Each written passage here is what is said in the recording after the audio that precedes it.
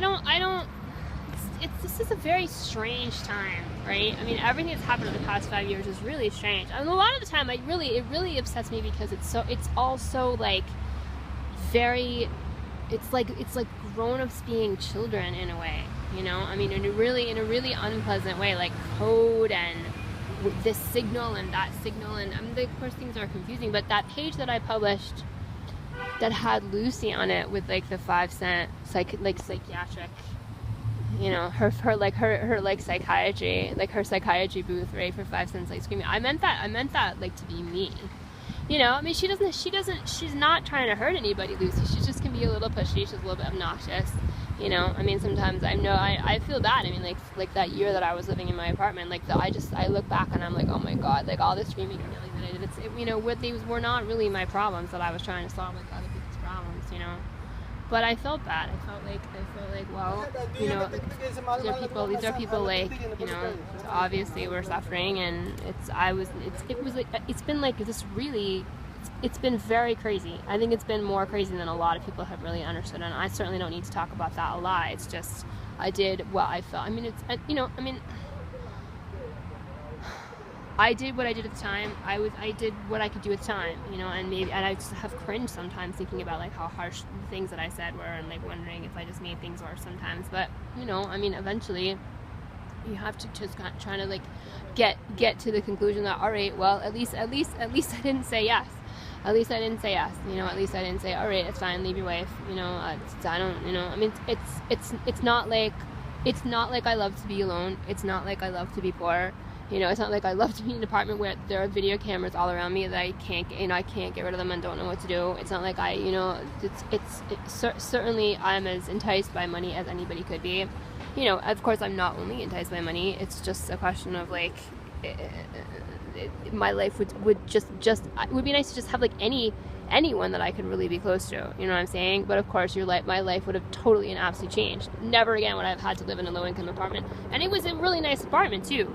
You know, it was a nice apartment. I would have been perfectly happy there, if I just could have not been abused for even just like one day. You know, I mean, I wanted to work, I wanted to go to school, that kind of thing.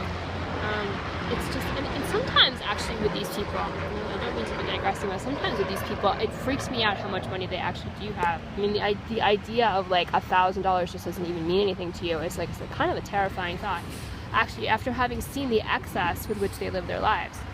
But yeah, certainly in the moment when you're looking at your bank account and you're like, oh my God, I literally have $10 left for the rest of the entire month.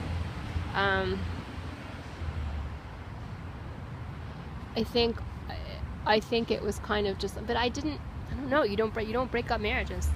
You know, you don't break up marriages. And I think it would have been like, you know, so many times in my life I've just been kind of, I have been rescued by people. You know, people come into a situation I've got myself into and I can't get myself out, and they just like rescue me right from it.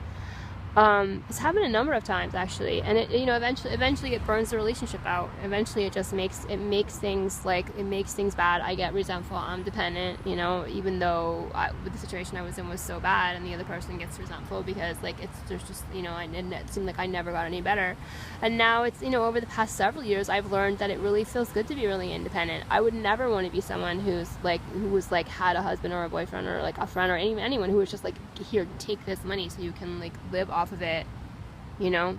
If it was more than something that was just like for survival, like there's times people can help you out for survival, but even that is like, has turned out to be not such a great situation for me. So I'm good with my situation, like in terms of like, I don't love to be homeless, I don't love to be poor, but I'm doing the things that I need to do to move on with my life, to be able to support myself, right? And just, I mean, the idea of like a famous person, so famous, leaving his wife and his kid, you know, his kids, his marriage of a decade and his 3 kids, you know, have, first of all, just to do that to someone at all, to break up a marriage like that, is like, I just can't even imagine doing something like that. Second of all, to have my life go from like really not really many people knowing who I was to all of a sudden being like, oh, here's Ben Affleck's new wife. Like, just like, I'm not doing that. I'm not doing that, you know. And then to see them just like suffering so much, you know, just the profession that they're in encourages everyone to be an idiot, really, you know. And even just the things that they do, like in